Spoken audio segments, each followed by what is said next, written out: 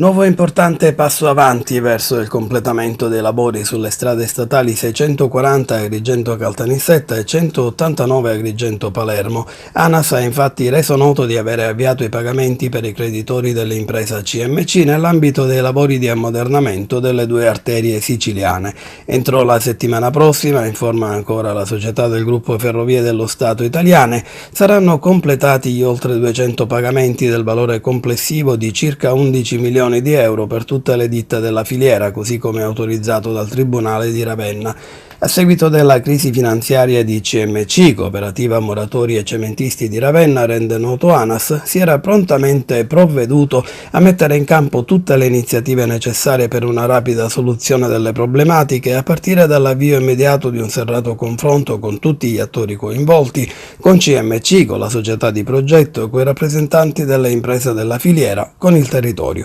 Insomma, una buona notizia dopo la visita ai cantieri della SS 640 lo scorso 12 marzo da parte del Presidente del Consiglio dei Ministri Giuseppe Conte e del Ministro delle Infrastrutture e dei Trasporti Danilo Toninelli e la successiva mobilitazione di primi cittadini, dei comuni interessati e soggetti coinvolti nell'operazione, all'indomani del grido d'allarme lanciato dall'assessore alle infrastrutture della regione siciliana Marco Falcone in occasione a fine marzo della missione a Roma per incontrare i vertici ANAS.